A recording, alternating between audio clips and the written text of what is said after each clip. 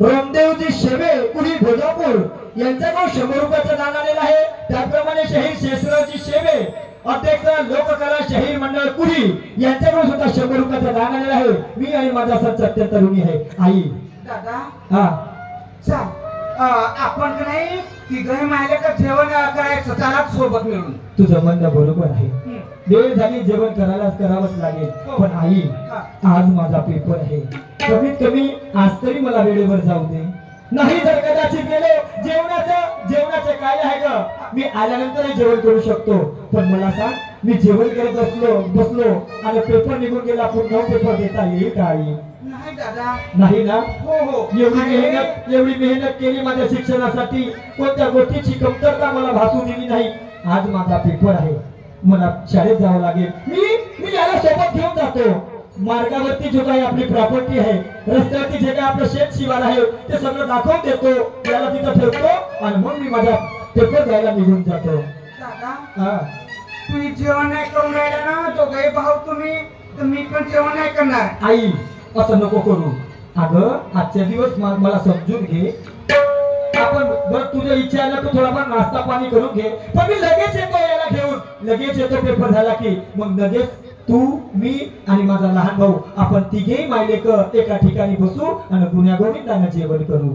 ठीक आहे, लवकर येशील ना तू? माझी बॅग देशील का? बरं देते। जमलं तुझं काम, वाटत नव्हतं रे, वाटत नव्हतं।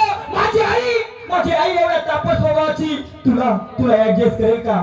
पण तुझे ते लपेष्टा पाहून, तुझे दुःख पाहून माझ्या आईच्या अंतकरण पाजरायला लागलं। नाही साहेब, किती महान आहेस रे, खूप भोळ्या मनाची आहे तुमची आई, आहे कडक स्वभावाची, पण तिचा जो मन आहे तो भी नरम आहे असा। आवडली मला तुमची आई। ठीक आहे दादा जाऊन राहिला ना? हो। आई वडिलांचे कोणते विचार राहतात, कोणती कर्तव्य राहतात रे? माझा मुलगा शिकावा, शिक्षण करून नोकरीवर लागावा। पाय कमलेश, तू लहान असताना सांगायचा, तुझे वडील मला पावले तेव्हापासून तुला कोणत्या गोष्टीचा दुःख नाही दिली, तुला सरकी ठेवली। पण सगळे मुलक नाही, तुला माहित आहे तुझे मित्र हा पैशाचा झाड आहे म्हणतात, पैशाचा झाड आहे म्हणून ठेवली। लोक तुला असं साधा पहिला फायदा घेतील पण तुला बिघडवून टाकतील, दारू पाणी कोणती व्यसन लावतील ना, म्हणून सोपं करायचं नाही ग। सट्टा नाही, जुवा नाही, दारू नाही, खोरा नाही, धमाल धमाल गुटखा कमाल खायचं नाही, रोंदेबाजी नाही। आई माझ्यावर विश्वास ठेव, मी नाही जाणार अशा बाबा मार्गाला। तेच म्हणते दादा, जा लवकर या तुम्ही। ठीक आहे हो येतो आई। लवकर जा, काळजी घे, नाश्ता पाणी करतो ना? हो हो ठीक आहे जातो। पुण्या जायचं का मग? चला। कमले तुमच्या झोरात या ना मग, चला निघायचं हो। कमले ठेवला नौकर अति सुंदर,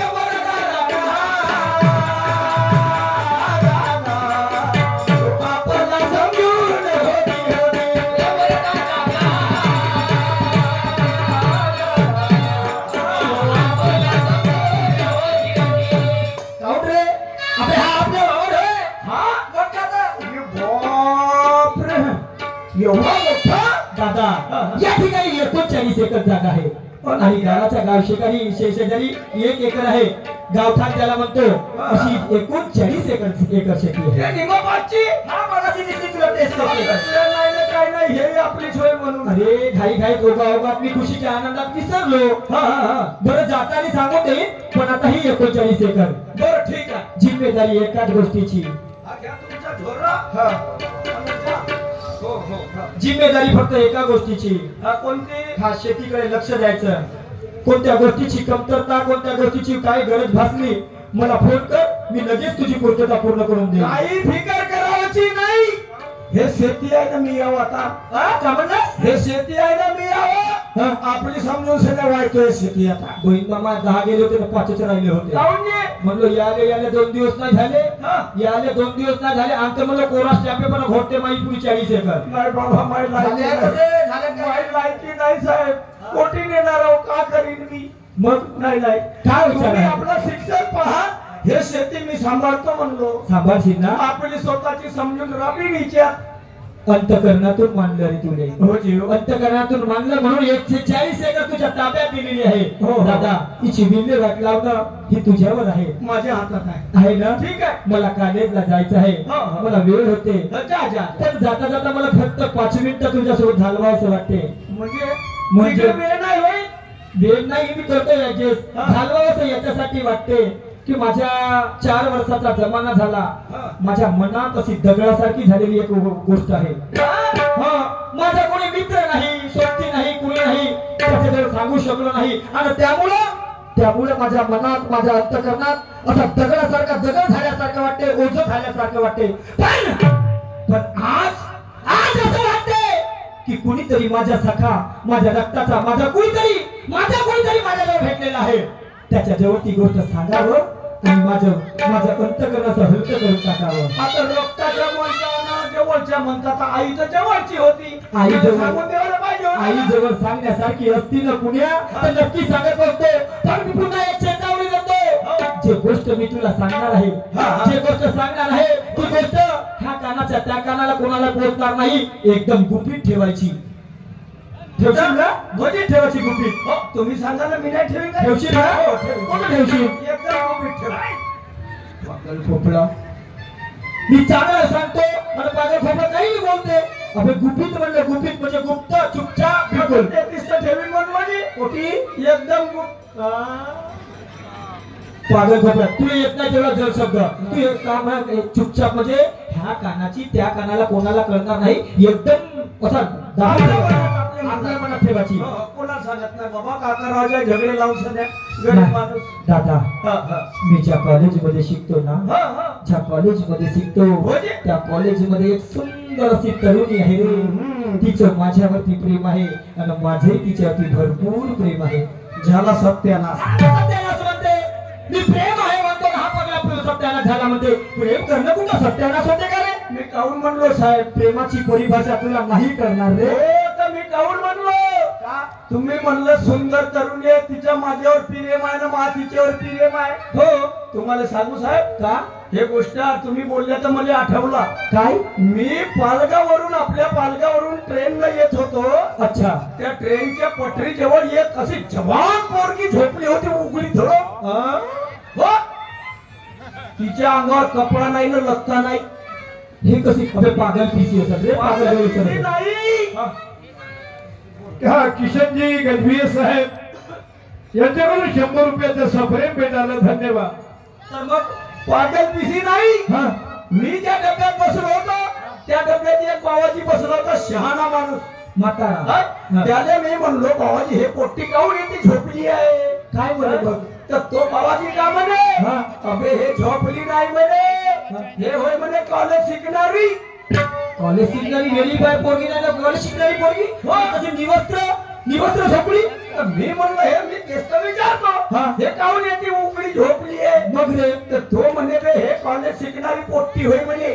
अच्छा आता ते मोबाईल निघले का ती लंबे वाले अँड्रॉइड म्हण रे अँड्रॉइड हा त्याच्यामध्ये नंबर आहे ते म्हणे यायच्याला कॉलेज वाले यायच्याला कसा एखाद्या पोराचा नंबर जरी सेव्ह करून ठेवला त्याच्या कैलास नाव आहे तर त्या कैलासचा कौशल्य करून ठेवतात म्हणे जरी माय बापानं तो मोबाईल पाहिला नुसते पोरीचीच नावं दिसतात नाही समजेल बापाने का पोराचा आहे का पोरीचा आहे आता मग समोर सांगा करून ठेवतात म्हणे आणि फोन करतात म्हणे का हॅलो मी आंब्या खालचं राही तू तिकडून येऊन जायचो ते भेटून आपण ह्या अशा फोन करतात म्हणे ना असं शिक्षण शिकतात म्हणे मग त्या पोरानं जेवढी हे करायचा इस्तेमाल करून टाकला ना सोडून दिला म्हणे तिने हो तिने आला म्हणे पोट तो कुठं म्हणे मला माहित नाही तशी कंडिशन होत नाही त्याने ठेवलं आणि तसे ते प्रेग्नेंट झाल्याच्या सोडून दिलं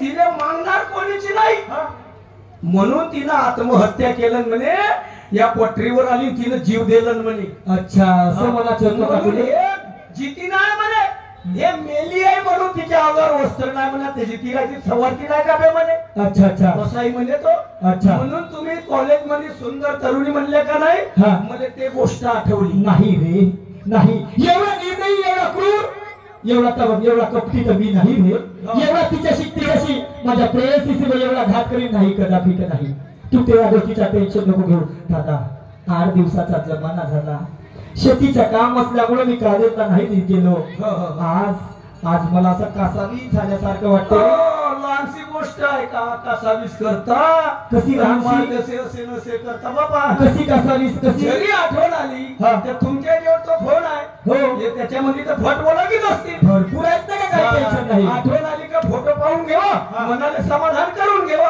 पगल्या मला सांग प्रत्यक्षात भेटीत जो आनंद येईल तो फोटो पाहण्यात आनंद येईल का नाही हे खरी गोष्ट आहे जरी तुम्ही फोटो पाहिल्या आणि फोटो पाहता मनाला असं वाटलं का हिचा हात धरावा हिच्या काही आणखीन काही बोलावा का काही करावा घराला गेला हात मोबाईल सापडत नाही का मग आणि जरी मोबाईल फोटो न पाहता असा प्रख्यात भेटला का मग पुरा मोकळाच मैदान ह्या गोष्टीचा जास्त समजत तुला मी म्हणलो असे का येईल आपल्याला असा साधा सुद्धा माणूस पण तू तर बिलकुल वरचा मी मिळाला खिलाडी ठीक आहे जातो मी आज लक्ष ठेवशील ना इकडे लक्ष ठेव म्हणजे झाला